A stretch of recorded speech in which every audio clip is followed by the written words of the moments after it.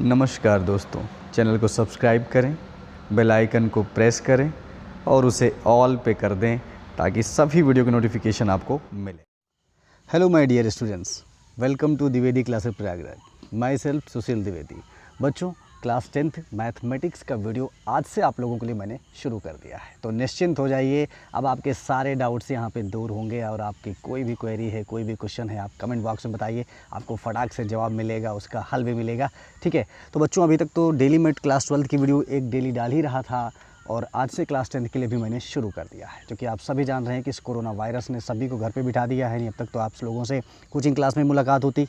ठीक है, तो ठीक है बच्चों, ज़्यादा बातें न करते हुए आज मैं अपने चैप्टर पे आता हूँ। चैप्टर 1 आज थोड़ी सी बात करेंगे, चैप्टर के बारे में ही बात करेंगे। पहले एक्सरसाइज से पहले जो ज़रूरी चीज़ें हैं समझना, उन्हीं के बारे में बात करेंगे।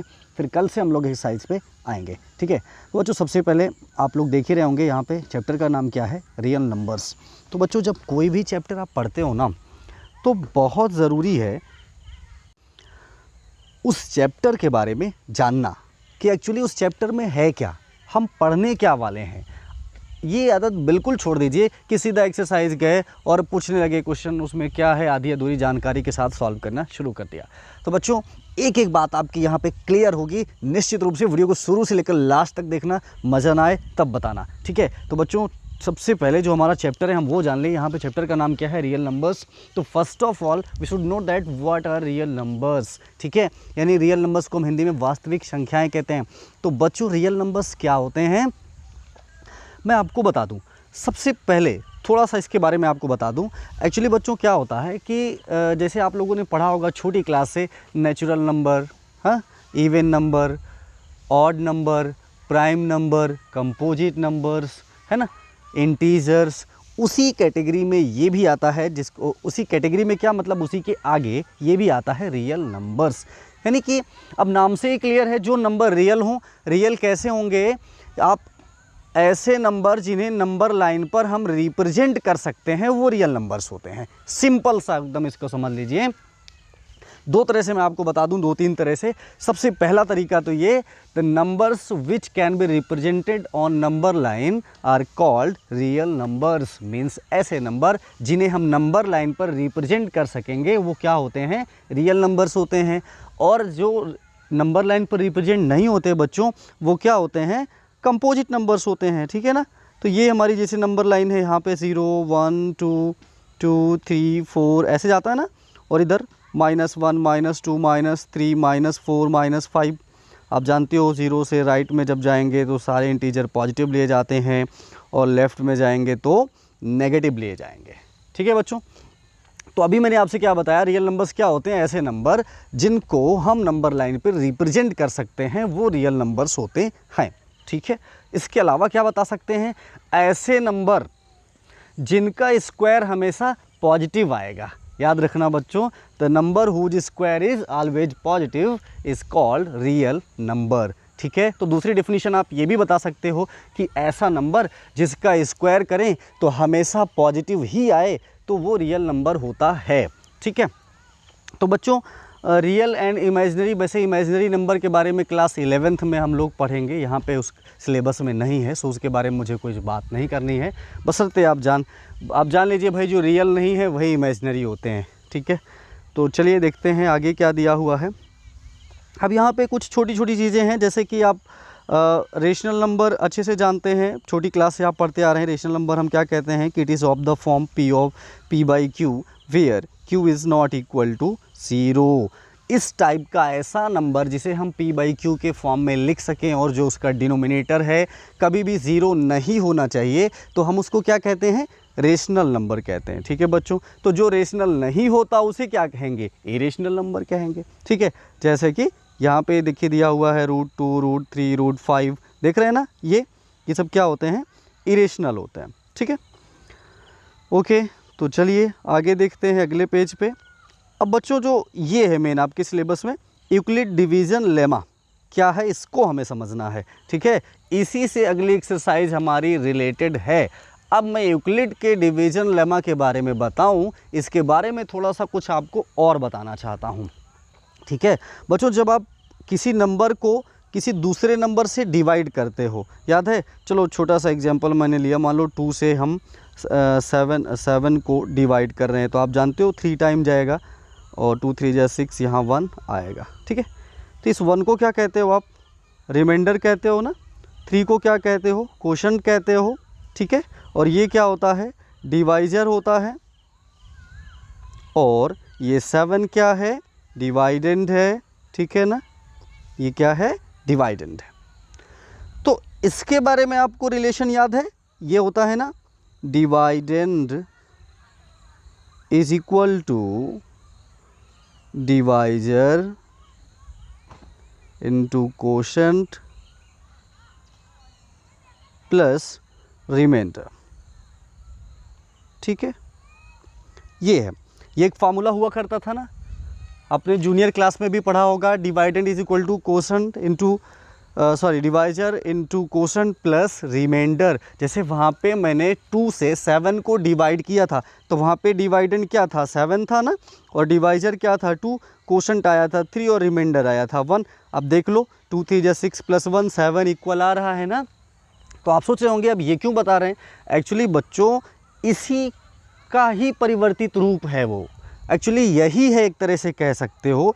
इसमें जो यूक्लिड लेमा है बच्चों, उसमें यही चीज़ है, ठीक है?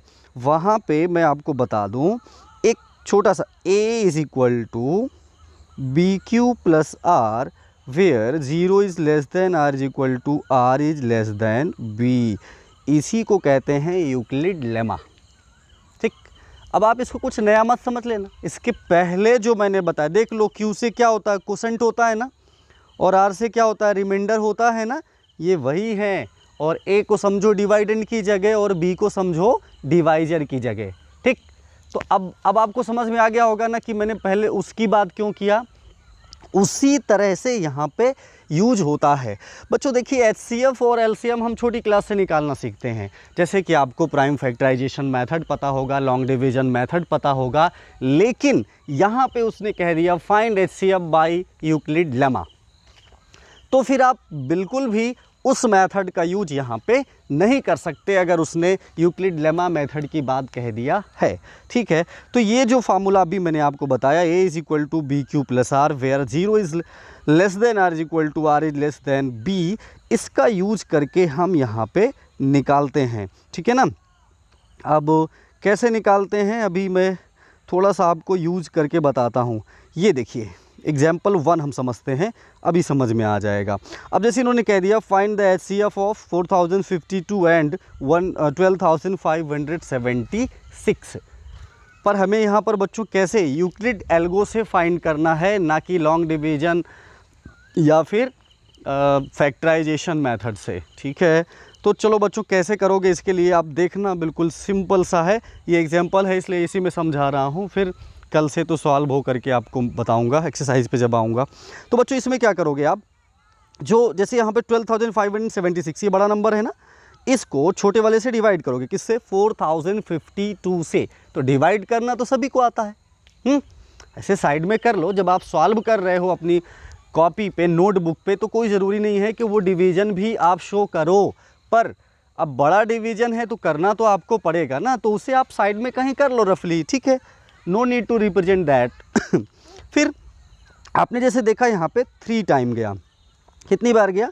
3 टाइम। तो वो तो नंबर पर डिपेंड करता है, 3 टाइम भी जा सकता है, 5 टाइम भी जा सकता है, या फिर उससे भी ज़्यादा, ठीक है? तो बच्चों जैसे सिंपली आप किसी नंबर को डिवाइड करते हो, जैसे मैंने अभी 7 को 2 से डिवाइड किया था, पॉसिबिलिटी क्या होती है? पॉसिबिलिटी ये होती है या तो रिमाइंडर 0 आ जाए या फिर कुछ रिमाइंडर आए, है ना?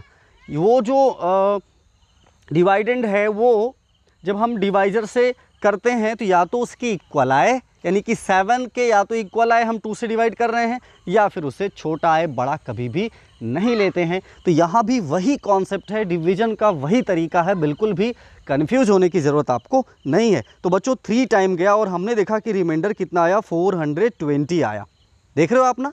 फिर क्या करोगे? फिर आप क्या करोगे? ये अब इन दोनों में किसमें?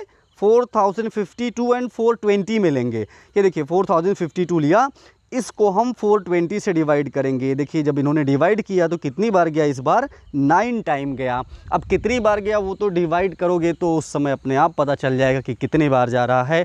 इस बार जो मुझे रिमाइंडर मिल रहा है वो 272 मिल रहा है।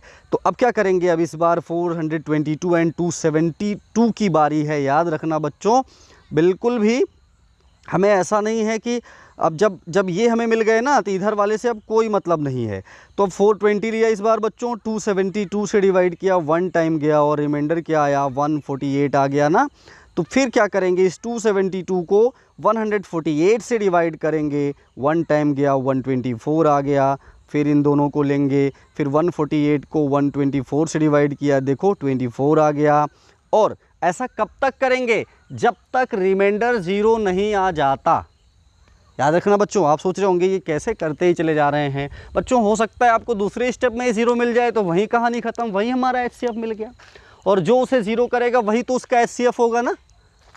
तो अगर नहीं मिलता है तो ऐसा हम करते चलेंगे जब तक कि हमें 0 नहीं मिल जाता है, ठीक है ना।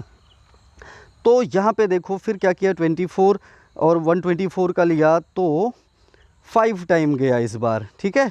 ये देखो यहाँ पे दिया हुआ है ना, 5 टाइम गया एंड 4 आया। तो देखो अब इस बार 24 एंड 4 को लिया बच्चों, 4 6 या 24, तो हमारा HCF देखो 0 कौन किसने किया, इस 4 ने ना, इसलिए HCF हमारा क्या है, 4 है। आया समझ में। यूक्लिड लेमा को इसी तरह से इस्तेमाल करना है बच्चों, डाउट बिल्कुल भी नहीं। ये जो मैंने अभी बताया है ना, पेन उठाओ कॉपी उठाओ, तुरंत इसी एग्जाम्पल को खुद से करके देखो। दिक्कत होती है फिर एक बार इसको देखो, अपने आप समझ में आ जाएगा, ठीक है भाई। अभी तक तो आपने यूक्लिड लेमा पढ़ा नहीं किसी क्लास में, तो मे बी कि फर्स्ट टाइम आपको थोड़ा सा क्रिटिकल लग सकता है, बट है नहीं, बहुत आसान है ये, ठीक है। इसमें देखिएगा आप बहुत तेज़ी से करेंगे इसको। तो एग्जाम्पल 1 बच्चों समझ में आ गया ना। ओके तो चलो फिर भाई आगे बढ़ते हैं एग्जाम्पल 2 की ओर, जो कि बहुत इंटरेस्टिंग है बच्चों। इससे रिलेटेड आपको एक्सरसाइज में भी क्वेश्चन मिलेंगे और बाकी राइटर्स में भी, लाइक RD शर्मा या RS अग्रवाल में भी मिलेगा। देखिए बच्चों क्या है कि यहाँ पे स्पेशली मैं NCERT लेके चल रहा हूँ, जो कि मोस्टली बुक में स्कूल्स में वही चल रही है। लेकिन अगर किसी को प्रॉब्लम है किसी क्वेश्चन में दूसरी बुक का भी, तो वो पूछ सकता है, कोई दिक्कत की बात नहीं है, थोड़े वक्त में उसको जवाब ज़रूर मिलेगा, ठीक है बच्चों। तो क्वेश्चन नंबर 2 आप समझ लीजिए। यहाँ पे क्वेश्चन नंबर 2 है हमारा, sorry example number 2, show that every positive integer is of the form 2q and that every positive odd integer is of the form 2q plus 1। तो देखो बच्चों इसमें दोनों जगह ही जो कोफिशिएंट है वो क्या दिखा रहा है, 2 दिखा रहा है। यानी कि यहाँ पे बच्चों हमें एग्जाम्पल 2 की बात कर रहा हूँ, लिख भले यहाँ रहा हूँ, ध्यान देना। तो b इज इक्वल टू सबसे पहले हम 2 ले लेंगे, याद रखना, ठीक है। तो ये क्या हो जाएगा, मैंने अभी क्या बताया था, a is equal to B Q plus R. तो ये क्या हो जाएगा, a is equal to 2q plus R. ठीक, आई बात समझ में। अभी यूक्लिड लेमा कैसे लिखते हैं, अभी जस्ट पहले मैंने बताया था ना, that is written as a is equal to bq plus r where 0 is less than r is equal to r is less than b। Euclid lemma का यही स्टेटमेंट तो था ना, तो वही मैं यहाँ पे फॉलो कर रहा हूँ बच्चों। यहाँ पे शो करना है कि जो कोई भी पॉजिटिव इवन इंटीजर है वो 2q के फॉर्म का होगा और जो ऑड इंटीजर है वो 2q प्लस 1 के फॉर्म का होगा। तो सबसे पहले बच्चों देखो दोनों में ही कोफिशिएंट 2 है ना, तो आप क्या करोगे, b is equal to 2 suppose कर लोगे और फिर इसमें जब मैं रखूँगा तो a इज इक्वल टू ये 2q प्लस r बन जाएगा। फिर इसी कॉन्सेप्ट से यहाँ पे b2 है, तो अगर मैं यहाँ 2 रखूँ तो ये क्या हो जाएगा ऐसे ना, यानी 0 is less than r is equal to r is less than 2, यानी r की जो वैल्यू है वो 2 से छोटी होगी, या तो 0 की इक्वल होगी या 0 से बड़ी होगी और 2 से छोटी। तो बच्चों अगर 2 से छोटी है तो मतलब 2 ही वैल्यू तो बनेगी, या तो 0 या तो 1। समझ रहे हो, r की वैल्यू यहाँ पर सिर्फ 2 ही बननी है, या तो 0 बनेगी या तो 1 बनेगी। तो बच्चों इससे क्या फ़र्क पड़ता है, इससे फ़र्क पड़ता है जो इवन और ऑड नंबर्स हमें दिखाने थे 2q और 2q प्लस 1, ये r ही निर्धारित करेंगे कि किस तरह से 2q और 2q प्लस 1 होता है। ठीक है, चलो मैं दिखाता हूँ। जैसे मेरा था a is equal to 2q plus r, okay. r is equal to 0 and 1 ही तो ले सकते हैं, पहले एक बार मैंने 0 लिया तो r is equal to 2q आ गया, देख लो। फिर क्या किया, इस बार 1 ले लिया, तो r इज़ इक्वल जहाँ r होगा वहाँ क्या करूँगा, 1 रखूँगा इसी में। तो बच्चों ये a is equal to 2q plus 1, देखिए शो हो गया ना, 2q है, मीन्स कि यहाँ पे, तो बच्चों यहाँ पे देखिए r की 2 ही वैल्यू ले रहे थे ना हम, क्या था, a is equal to 2q plus r था, एक r की वैल्यू थी 0, तो a is equal to 2q, और एक r इज़ इक्वल टू 1, तो a is equal to 2q plus 1। तो आपको पता ही है अगर कोई भी इवन नंबर है, 2 का मल्टीपल है, तो वो हमेशा इवन ही होता है। अब अगर उसमें इवन में कोई ऑड नंबर जोड़ोगे तो ऑड ही आएगा, है ना, तो यही तो हमें प्रूव करना था, ठीक है। तो बच्चों एग्जाम्पल 3 भी बिल्कुल इसी तरीके से है, और 4th बाकी एग्जाम्पल्स भी इसके आप लोग देख लीजिएगा। कल की क्लास में मैं आपको एक्सरसाइज 1.1 बढ़िया से समझाऊंगा, ठीक है, और आपको अच्छे से समझ में भी आएगा। तो बच्चों अगर वीडियो अच्छा लगा हो तो वीडियो को ज़रूर लाइक कर दें, और अपने दोस्तों में जो क्लास 10th वाले हों ज़रूर शेयर कर दें। चैनल पे पहली बार आए हैं, चैनल को सब्सक्राइब कर लें। मिलते हैं अगले वीडियो में, थैंक यू।